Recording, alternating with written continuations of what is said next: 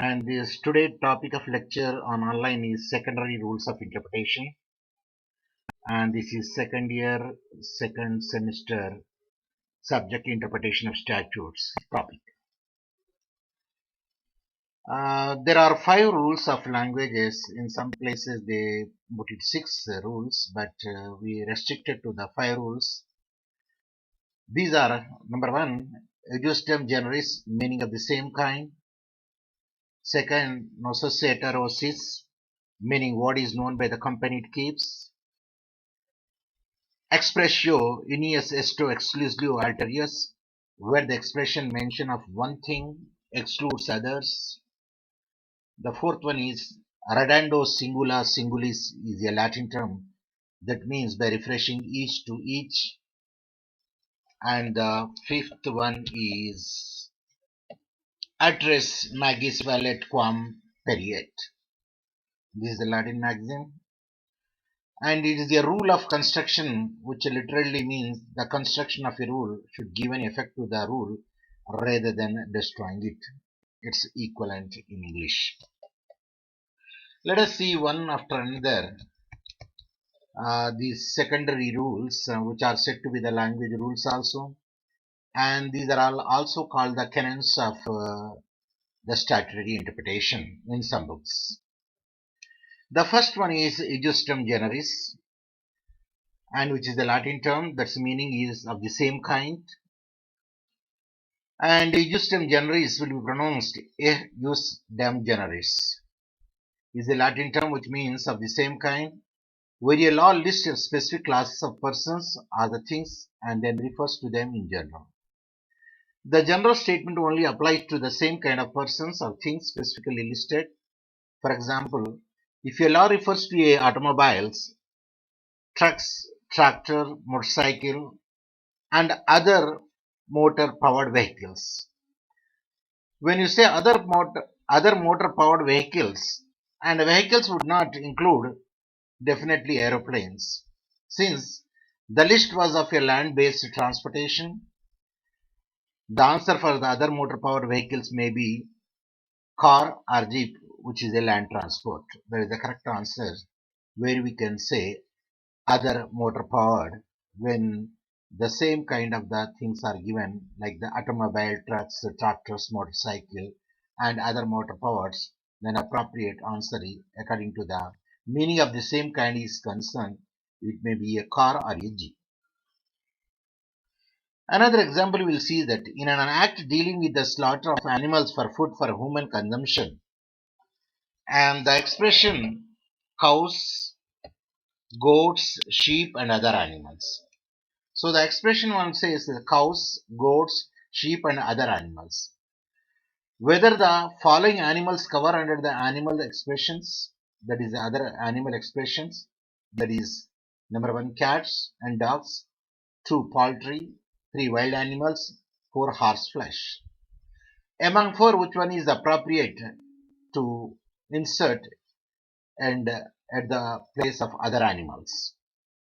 What would be the other animals? The answer would be it does not extend to cats or dogs, as these are not commonly eaten, or to poultry, as those don't have the same physical characteristic as those listed, or to wild animals that are hunted for their meat, but in place where the horse flesh is used for human food, it may be construed to cover horses. In other words, ejusdem generis is used and horse flesh is the answer in place of other animals. Let me see the another example. Cooked breakfast within bracket fictitious act of 2015. And if this act applies to bacon, sausages, fried eggs, or similar foods, and which of the following foods of the act covers when you say the similar food? Either we can say burgers, toast, or candies. And pick out the answer by using the ejusdem generis rule. Then the answer is all the specific words bacon, sausage, and fried eggs are breakfast related words. Because it is not common to have a burger and candy for the breakfast, those items are not covered by the Cooked Breakfast Fictitious Act 2015. The exact answer is toast. Here the fictitious, the spelling is Fictitious. Then another Tious should be come over there. Please note the mistake over there. The exact answer is toast in the place of other items of the eating food.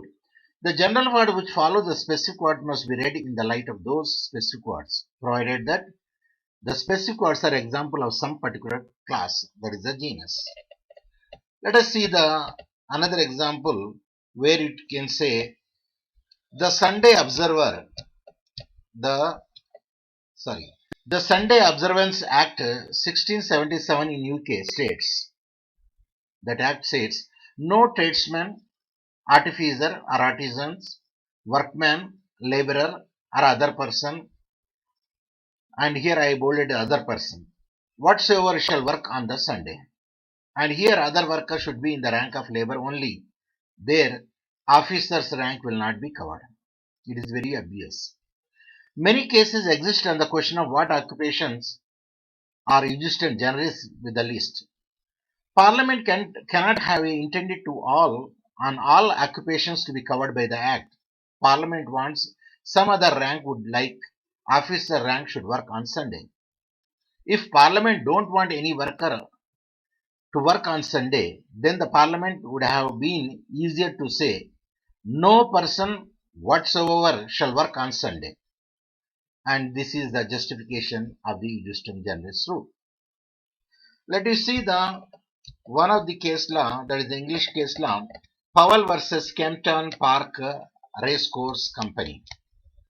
That is, there the Betting Act of 1853 made it an offence to keep a house, here specifically mentioned, a house, office, room, or other place for the purpose of betting. Here the wordings are house, office, room, or other place for the purpose of betting. Then what are the other places come under that place by using the justum generis? The House of Lords had to decide if the statute applied to Tattersall's enclosure, that is the racecourse, at Kempton Park Racecourse. Held, the court applied the justum generis rule and held that the other item mentioned in the statute related to the places indoor, whereas the Tattersall's enclosure was outside. There was thus no offence committed over there in that according to the Betting Act is concerned, because house, office, room are indoor, are enclosed, and this betting was done at the outside. Hence, the offence is not committed under this by using the justum generis. The Supreme Court in Amar Chandra versus the Collector of Excise has laid down the following 5 essential elements of this rule of justum generis. And in the UP State Electricity Board versus Harishankar case also, Supreme Court of India followed the same 5 principles or 5 rules. Rather we can say rules for using the justum generis. The first one is the statute contains an enumeration of specific words. Number 2, the subjects of enumeration constitute a class or category. Number 3, the class or category is not exhausted by the enumeration. Number 4, the general terms follow the enumeration. And the last one is, that is the fifth one is, there is no indication of a different legislative intent. And these 5 rules would be followed when we use this language canon or canon of language or the rule of language interpretation, or we can say secondary rule of interpretation is concerned, that is the justum generis. Then another case law, Indian case law, Ishwar Singh Bagga versus State of Rajasthan, that is in 1987, when the words other person in the expression, and here the expression is any police officer authorized in his behalf or any other person. Here I bolded any other person. Authorized in this behalf by state government. So here given only the any police officer in this behalf or any other person authorized in this behalf by state government in section 129 of the Motor Vehicle Act, that is the old act, and were held not to be interpreted justum generis. The mention of a single specie Here only the single specie is given, and that is only the police officer. With that, it is only a one genus. With that, we cannot bring the any other word in that place. Hence, the act were held not to interpret the wisdom generis.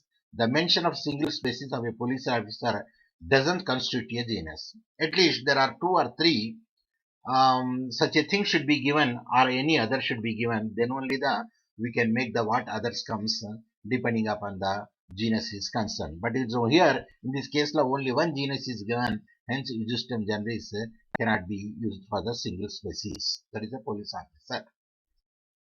So that is about the first one, the canon what we used. Then second is that is a language canon or canon of the language or interpret the secondary rules of the interpretation is concerned. Nosciter Nosciter it is the spelling is Noscitur and its meaning is a word is known by the company it keeps. Nocitor associates NAS generally means nocitor means to know and associates from association. So known by its association. That is the thing. So the words are known from the association or know from the association. A word will be interpreted in the context of surrounding words, and a word is known by the company it keeps. The meaning of word or phrase is to be derived from its surrounding words or context. The nocitor associates is where the words of an act, their meaning from the words in the same section are company. And when this canon can be used and can't be used, and these are the points which are enumerated here. Number one, it cannot be used when it is clear that the word with the wider meaning is deliberately used in order to increase the scope. Yes. Number two, it can be used when the intention of the legislator in using a word with a wider sense along with the words with a narrow meaning is not clear. Number third, can only be used when associate words have analogous meaning and can't be used when the words have disjoint meaning. These are the four places where this canon can be used or cannot be used. And for example, in case of Lokmat newspaper versus Shankar Prasad, it was held that the word discharge and dismissal and don't have same analogous meaning, so this rule cannot be applied. As stated earlier, this rule can only be used when associate words are analogous meaning, but here the associate words are cannot be don't have the same analogous meaning, hence this rule cannot be applied over here. Then in another case law, that is the state of Assam versus R. Muhammad, AR 1967, Supreme Court made us for this rule to arrive at the meaning of the word posting. The word posting. And the posting word used in the Article 233, Subarticle 1 of Indian Constitution, which says appointment of the judges. And the court held, it was held that the word posting occurs in association with the words appointment and promotion. So it is about the appointment and promotion. It took its color from them. So it seems assignment of an appointee or a promotee to a position and does not mean posting here a transfer of a person from one station to another place or station. So the posting word is used over here is appointment and a promotion. In that color, it is an assignment of an appointee or a promotee should be used, but not a position. Does not mean a transfer of a person from one station to another station. So that is about that state of Assam versus R. Muhammad case law. Comes to the another case law, Pingali versus Bell Punch Company Limited. The case concerned Section 28 of the Factories Act 1961 of England, which provided that floors, steps, stairs, passageways, and gangways must be kept free from obstruction. So that is the wordings are given over there. The court held that Floors did not include area designed and used for the storage of goods. So here storage of goods floor cannot be taken into consideration here, the court held.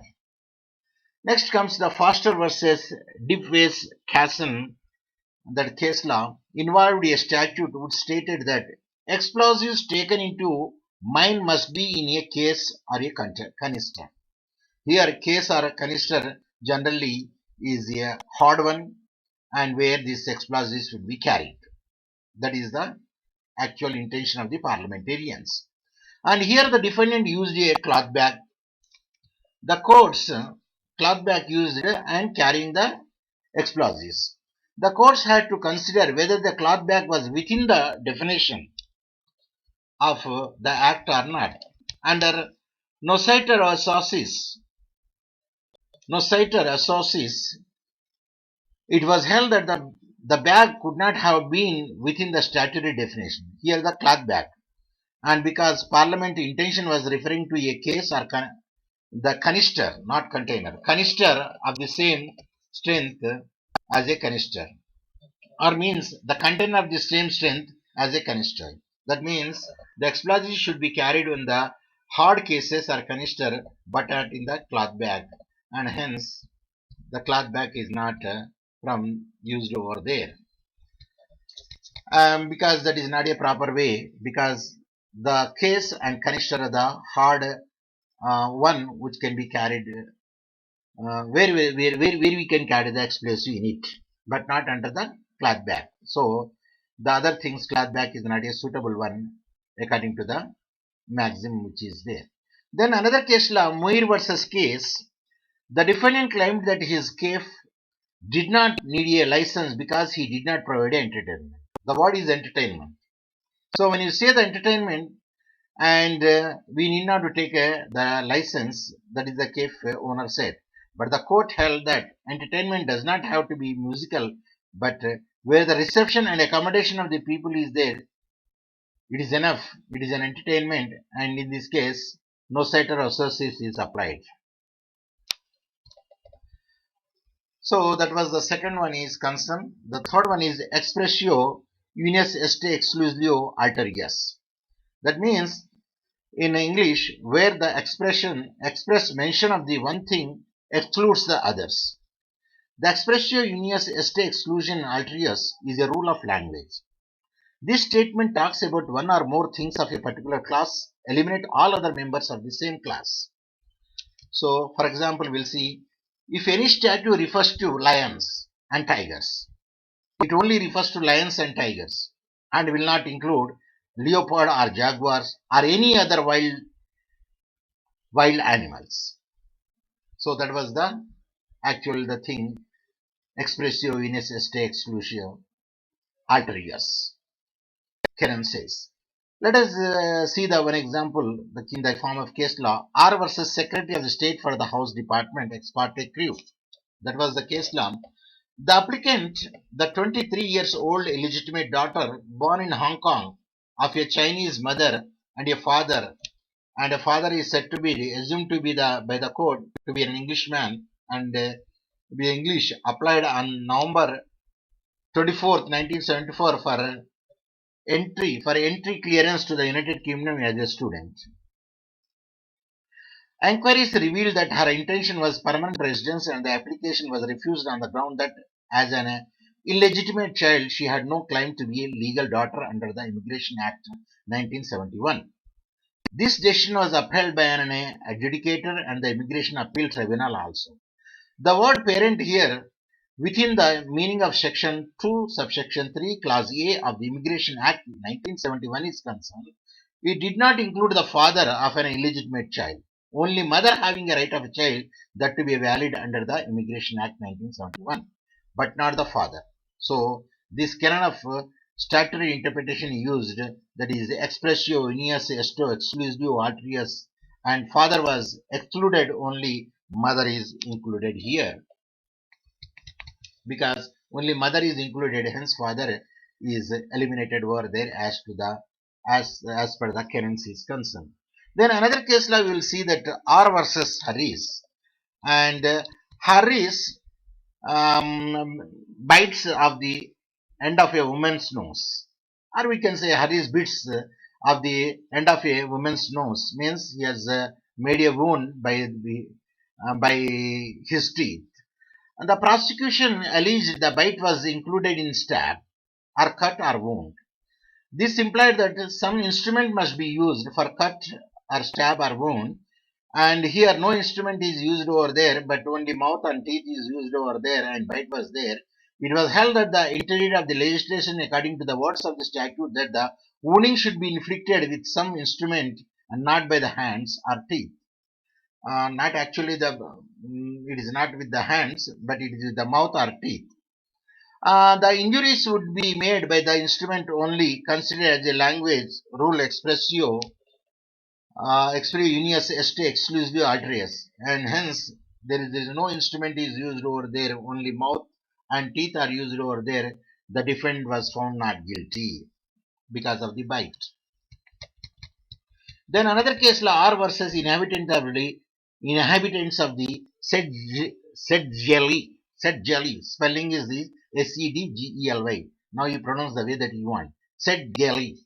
And here a statute raised the taxes on lands, houses, and coal mines. So here the word is lands, houses, and coal mines.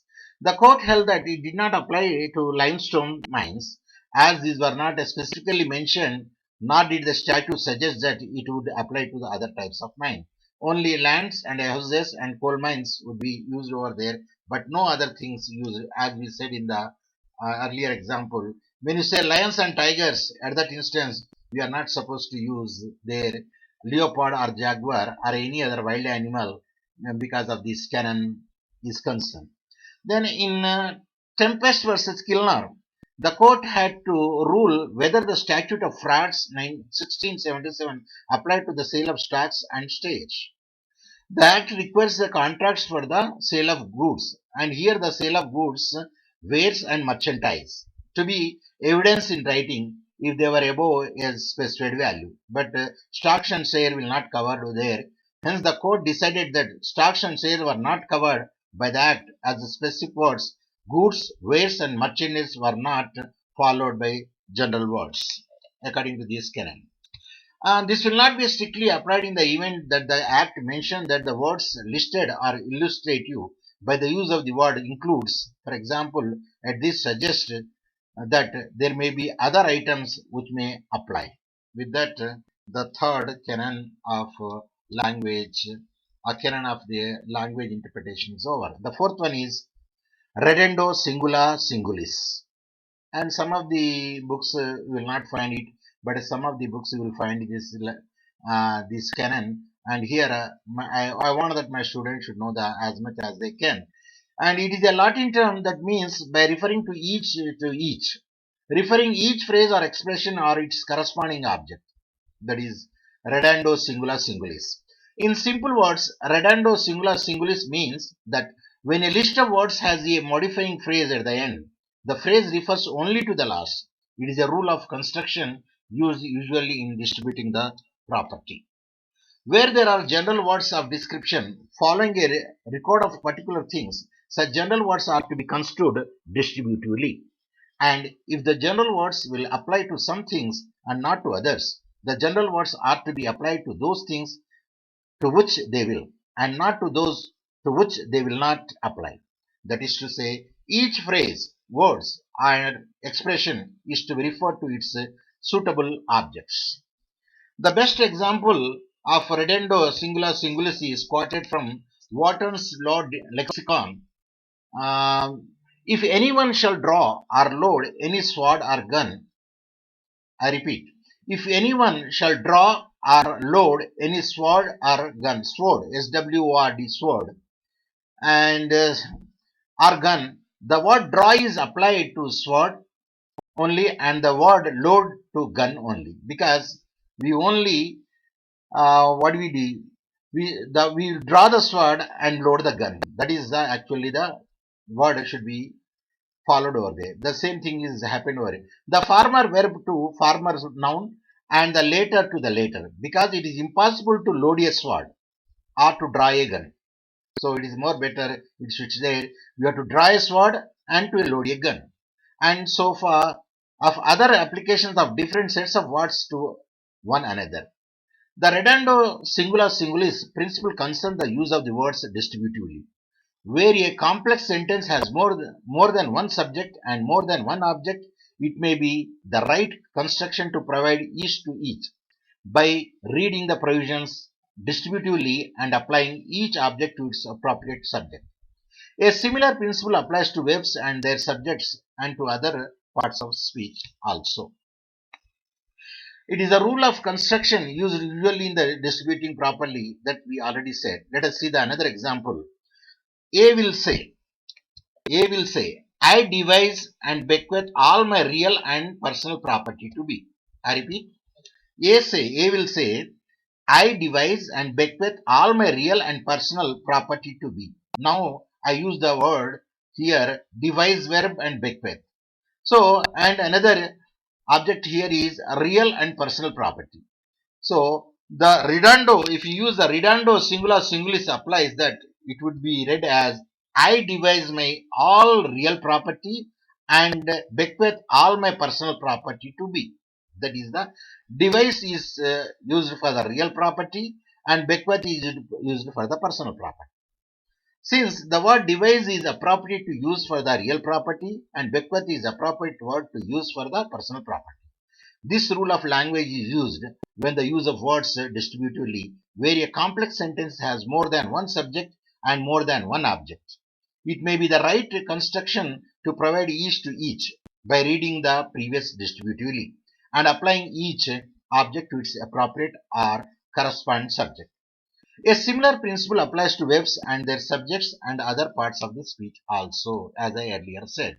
Then we will see the another case law, that is the Indian case law, Koteshwar Vittal Kamath versus K. Rangappa Baliga case.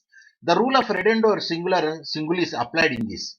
In the construction of the proviso to Article 304 or 304 or 304 of the Constitution, which reads, and I put it in the quotation there, provided that no bill and amendment, I use the word too, provided that no bill and amendment, here bill and amendment, for the purpose of clause B shall be introduced or moved in the legislature of a state without the previous sanction of the president. That is the what the actual Article 304 says or 304 says of the Indian Constitution. It was held that the word introduced applies to the bill and moved applies to the amendment. So the bill is introduced and moved applied to the amendment and amendment is moved. So bill is introduced and moved applies to the amendment. Here that was the following the redondo singular singulis concern. And the last, the fifth one is address magis valet quam peret. And generally that we use this canon in the reasonable construction when a person wants to do. So it is also one of the rule of the reasonable construction all there where we can follow the right way reasonably and not follow which doesn't have any effect at all. Let us see what exactly the maxim says. Uterus magis valet quam peret is a rule of construction which literally means the construction of a rule should give effect to the rule rather than destroying it. That is, where there are two constructions possible from a provision or from a word, of which one gives effect to the provision and other renders the provision inoperative, the former which gives effect to the provision is adopted and the later is discarded. That is the idea behind it. Which is effective should be followed and which is futile and which destroys the intention of the statute should be discarded. That is the main idea of this canon of language canon. In generally starts with a presumption in favor of the constitutionality and prefer a construction which embarks the statute within the competency of the legislature. But it is to be noted that when the presumption of the constitution fails, then the statutes can't be rendered valid or operative accordingly.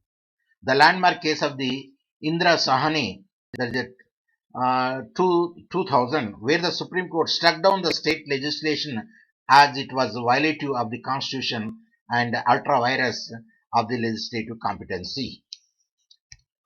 Another example, very easy example, we can make it out also for our understanding is concerned, where the if any statute or where a statute says about the plant and machinery, the word the plant and machinery is there, and if that statute is containing such a words, then serial number one, plant means, if you take the meaning, plant, a place where an industrial or manufacturing process take place, is the one meaning.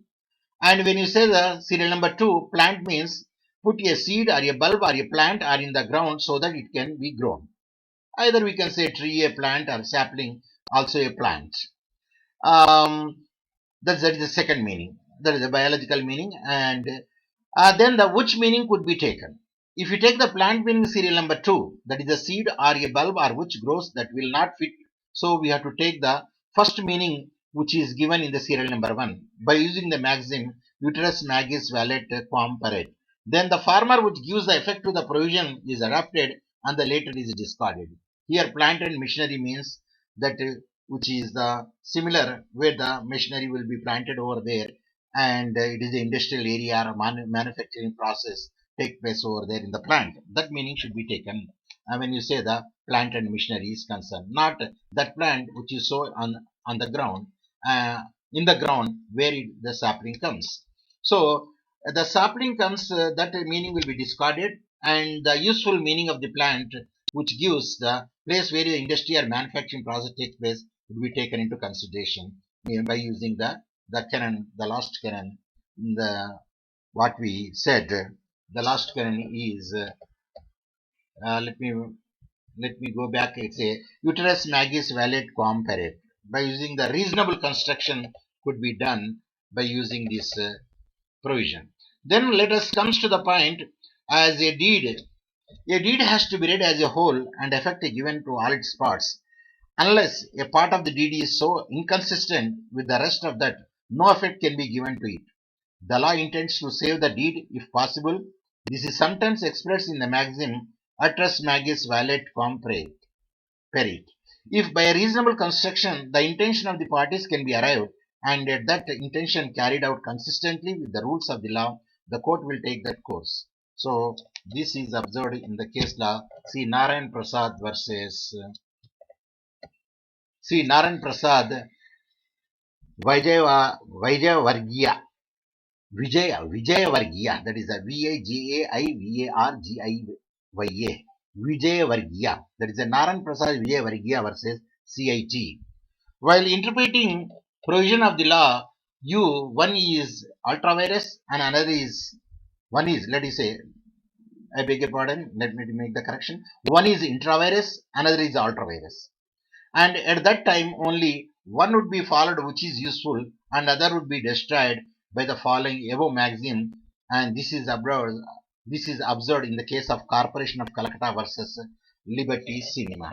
So that's way in the legal maxims are concerned, or we can say that the language canons are there, and we use these generally 5 canons, which is our today topic discussion. Thank you very much.